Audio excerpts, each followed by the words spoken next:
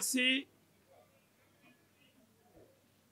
à cette presse massivement représentée.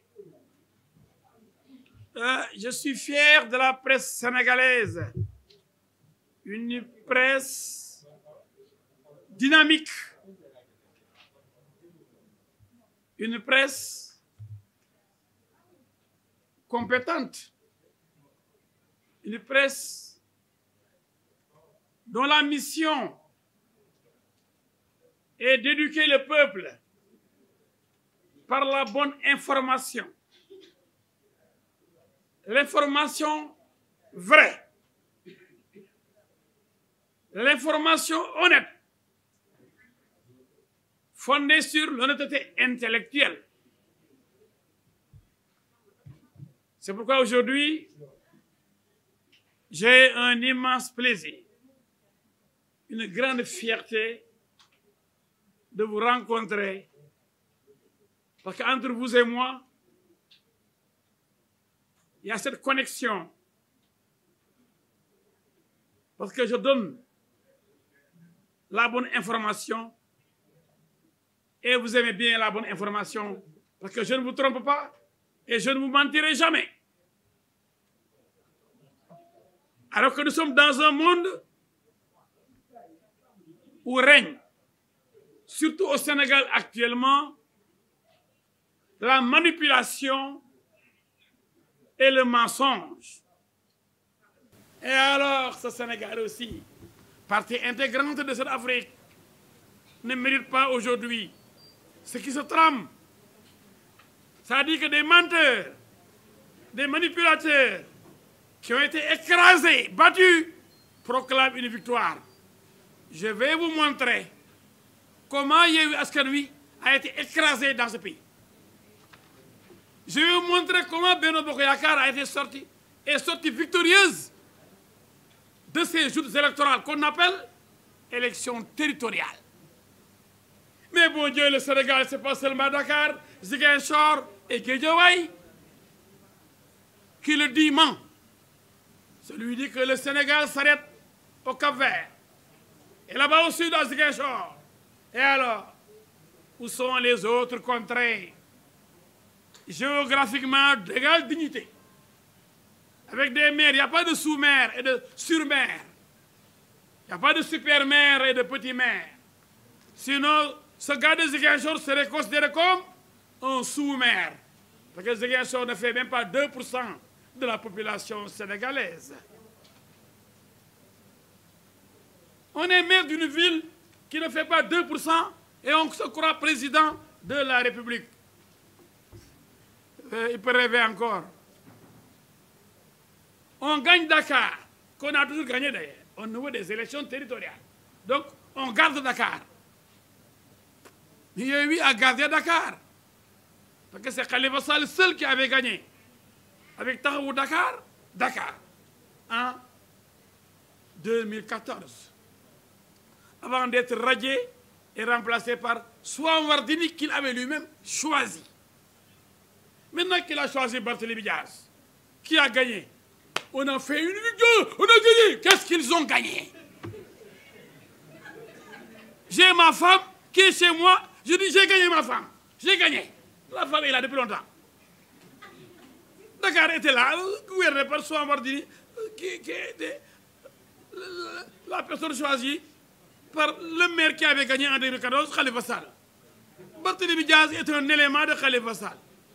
Dakar reste entre leurs mains. Qu'est-ce qu'ils ont gagné?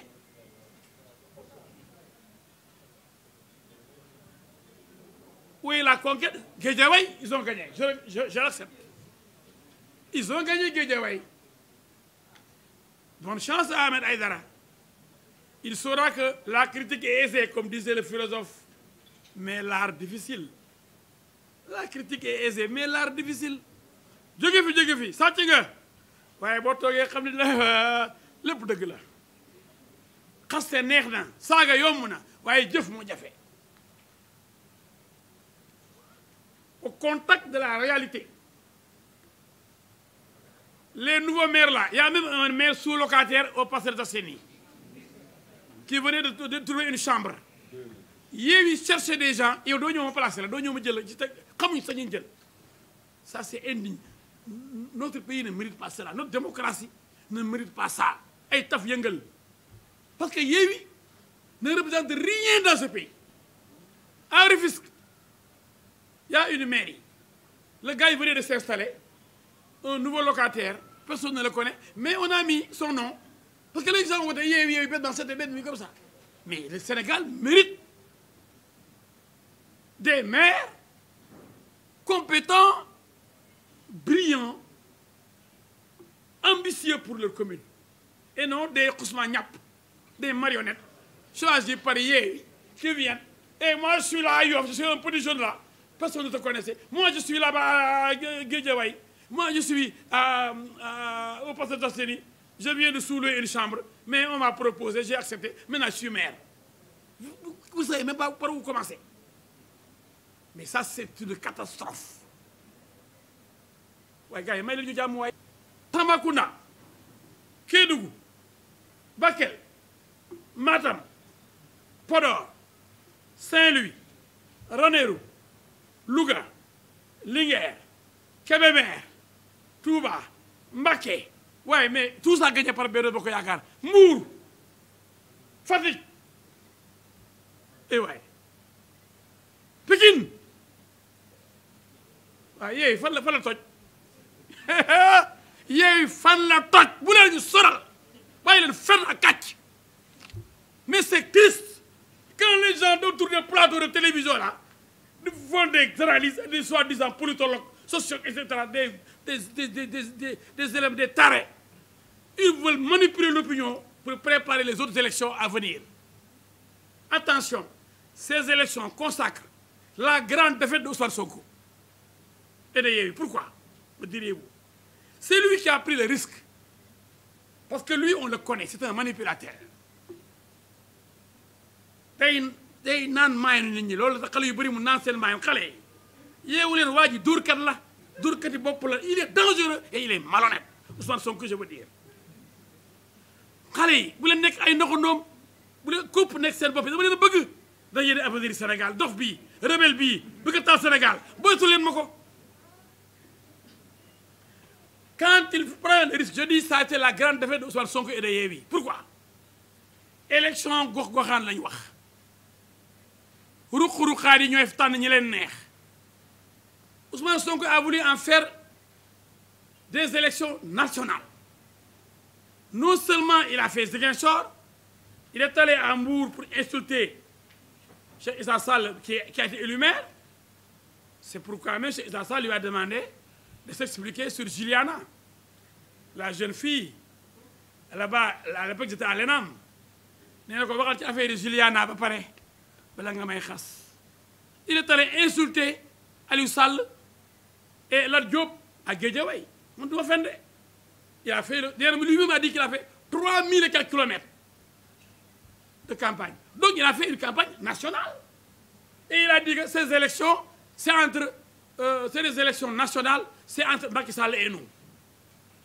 D'ailleurs, si beaucoup de jeunes ont voté à Dakar, ils ont voté Yewwi, ils ont pensé que c'était vrai, alors qu'ils mentent. Tu sais que Sonko, c'est le plus grand menteur de l'histoire mondiale. Je n'ai jamais vu, j'ai fait beaucoup de pays, plus de 50 pays. Je n'ai jamais vu un homme politique aussi menteur, aussi malhonnête, aussi manipulateur, barke Al-Quran, que Sonko. Billahi, wallahi, talahi. Il ne fait que manipuler. boo gëmee nag da ngay dem di jébbalu ci moom am na xale yoo xam ne jaral na leen ñu dee. mu ne leen moo tax mu leen mortel combat mu ne leen génn leen dee gars yi xale yi génn dee. mortel combat génn leen rayante loolu leen wax mais moom du génn jabaram du génn doomam du génn. ay waay xale yeewu leen seen waajur yi soxla nañ leen kii ngeen topp bêtement ndax lan koo xam ni mosu wane dara ci àddina benn preuve. Comme 23 juin, l'homme du 23 juin, comme leneen mosul toj fenn au moins toj naa man assemblée moom dem na assemblée di nalaw ko daw rek ak ay xeex naan mairie si la dama koo dóor dama koo summi yow ko yóbbu ñu assemblée pour muy dóor nit ñi di jaay ngeen na ngeen di jaay affaire guerrier mais kii du nit. On a un fou qui veut prendre ce pays là on ne l'acceptera pas. gars yi yeewu leen dof nag. dof ñu ne du xam fu muy yem mbokk yi ñoo ko war a wax dëgg ndax gaalu dof du teer wala fa muy teer du neex mbokk yi dof bii jaan ji di raam nañ ko tagg bopp bi yemale ko fi war a yem kii du nit dégg ngeen li mu wax ay monnaie locale bëgg a taal Sénégal ak Casamance du wax jàmm voilà bu ñu gëm loolu dañoo gagné ba tax ay tapet yoo xam ne ay yambare yoo xam ni ah ay opportunistes na mën nañ jóg daan dañ jëm ci Sonko moo gagné et alors je dis que c'est sa défaite parce que si on fait le décompte nous avons 80%. Mais Macky serait élu au premier tour depuis longtemps. Parce que Macky mais il est tellement hautain, Sonko, tellement suffisant, il dit à Doudou ak ñoom ay Benoît Sambou man du ma seen morom seen baay laay waxal quoi Macky Sall mooy seen baay moom laay waxal mais kii du taaj place am ni bëggee suuf ak xaalis ay levée de fonds cotiser leen 500 francs ñeen Casamance cotiser leen ko def 50 000 même 5 milliards waaye kii sàcc bi du arrêté yërëmul askan bi sonn di muuju deretu askan bi waa kii kañ la nit ñi di yeewu ci dof bi escroc bi ban ngay ngeen di yeewu ci escroc politique et financier li ngeen am dajee leen ko yéen Sénégal pays pauvre jox ma ko après mu jox sama jabar samay doom oto ba rafet waaye ñàkk fayda rek xanaa ku boppam baaxul ak ku ndeyam liggéeyul dara mu jël xaalis di ko jox Sonko muy noosee man mais nag na tontu ci Juliana ba pare temps yi kenn ñu ma tudd Juliana depuis jox Juliana ñëpp ngi di miig bañ a développé Juliana gars yi presque développé Juliana ne nañ ko da tontu ci Juliana Cheikh Issa Sall Mbour nee na ko tontul ci Juliana bala nga may saaga alors nous avons aujourd'hui le plaisir de rectifier toute cette campagne de mensonges et de manipulation pour que nul n'en ignore, pour que tout le monde sache que le grand vainqueur de ces joutes électorales, de ces élections territoriales, c'est, à n'en pas douter, Benno Bokk Yakaar. De la Casamance, en commençant par Sédhiou, Kolda, 2 régions sur 3 de la Casamance, la région de Tambacounda,